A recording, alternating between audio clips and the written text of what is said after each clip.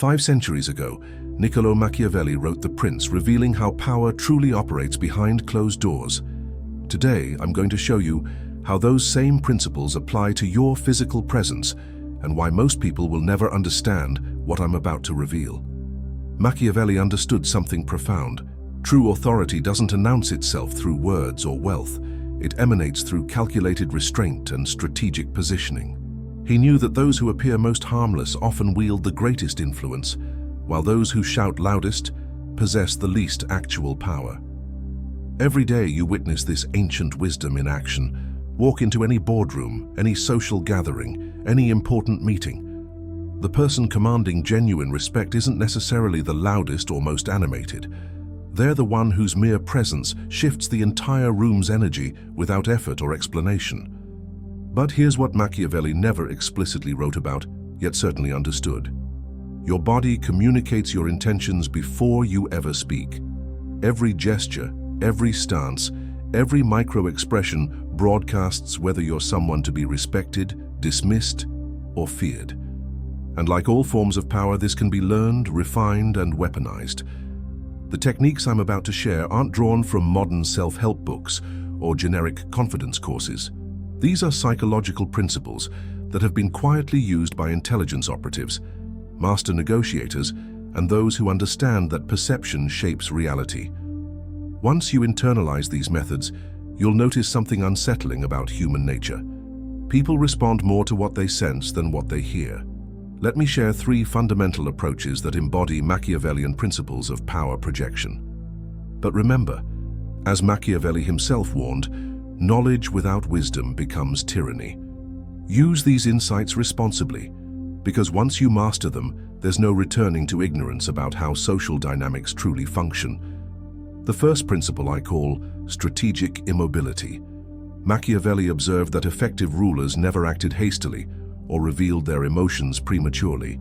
They calculated, observed, then moved with precision. Your physical presence should mirror this philosophy completely. Consider how apex predators behave in nature. They don't waste energy on unnecessary displays or random movements. Every action serves a purpose. When a lion surveys its territory, it doesn't pace nervously or seek validation from other animals. It simply exists with complete self-assurance, and that confidence becomes palpable to everything around it. This same principle applies to human social environments. When you enter any space, your nervous system immediately begins communicating your internal state through hundreds of micro-signals. Most people broadcast anxiety, insecurity, or desperation for approval through constant fidgeting, phone checking, or excessive talking. These behaviors instantly mark them as followers rather than leaders. Strategic immobility requires conscious control over these impulses. Ground yourself physically by distributing weight evenly across both feet. Reduce your blink rate to approximately half of normal speed. This subtle change sends a powerful subconscious message. You're not reactive, you're evaluative. You're not seeking approval, you're granting attention. When scanning your environment, do so with deliberate slowness.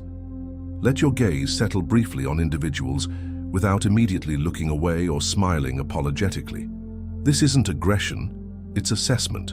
You're demonstrating that you're comfortable occupying space and taking time to understand your surroundings before deciding how to engage. The second technique embodies what I call asymmetric positioning. Machiavelli taught that appearing slightly unpredictable keeps others off balance while maintaining your strategic advantage. Your physical positioning should reflect this wisdom. Most people either face others directly, which can seem confrontational, or angle themselves completely away, which appears dismissive. Instead, position your body at a slight angle, roughly 15 degrees off-center. This creates what psychologists call approach avoidance tension. You're present but not fully committed to the interaction, engaged but maintaining independence.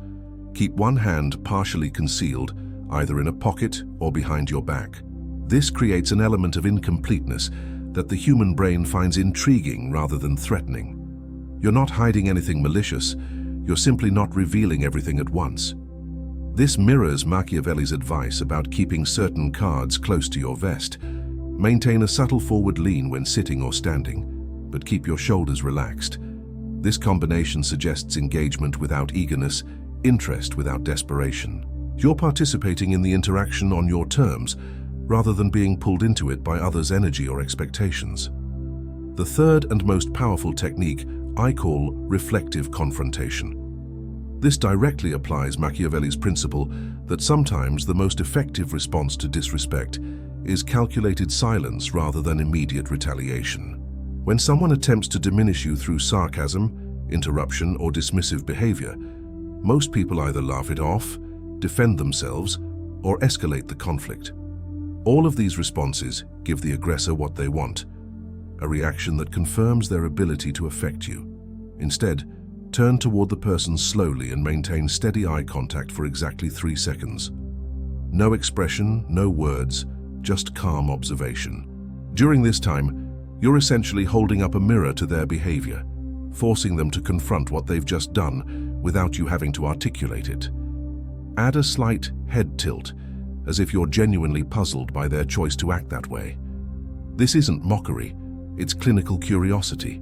You're studying their behavior like a researcher observing an interesting specimen. After 3 seconds, look away just as slowly as you look toward them. This final movement communicates that you've assessed their behavior, found it wanting, and chosen to redirect your attention to more worthy subjects.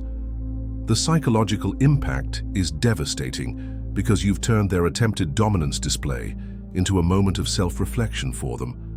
What makes these techniques so effective is that they operate below the conscious awareness threshold. People sense something different about your presence, but can't pinpoint exactly what has changed. This creates the kind of influence Machiavelli valued most, power that operates through perception rather than force. Remember, Machiavelli wrote that it's better to be feared than loved, but better still to be respected. These body language principles generate respect through projecting competence, self-control, and strategic thinking, rather than through intimidation or manipulation. The goal isn't to become cold or calculating in your personal relationships. Rather, it's to develop the ability to command respect in professional settings, social situations, and any environment where your presence matters. You're not trying to dominate others, you're establishing yourself as someone worth taking seriously. As you begin implementing these techniques, notice how differently people respond to you. Conversations will shift in your favor. Others will seek your opinions more frequently. You'll find yourself being included in decisions and discussions that were previously happening without you. This transformation doesn't happen overnight, but the effects begin immediately. Start with just one technique and practice it until it becomes natural. Then gradually incorporate the others until strategic presence becomes your default mode of operation. But here's the most important lesson Machiavelli would want you to understand. True power lies not in using these techniques constantly, but in knowing you possess them. When you're confident in your ability to command respect, you rarely need to prove it. Your quiet self-assurance becomes your greatest asset. The ancient principles of power haven't changed in 500 years. Only the context has evolved. Master these fundamentals, and you'll possess tools that have shaped human interactions since civilization began. Use them wisely, and watch as the world begins responding to you with the respect you've always deserved. What you've learned today represents just the beginning of understanding how psychology and presence intersect. These insights have the power to transform not just how others see you, but how you see yourself. The question isn't whether these techniques work, but whether you're ready to step into the version of yourself that embodies this level of quiet authority. Don't let this knowledge remain theoretical. Start applying these principles today and discover what happens when you begin operating from a position of genuine inner strength rather than external validation. The results will speak for themselves, and so will you, through the powerful language of strategic silence.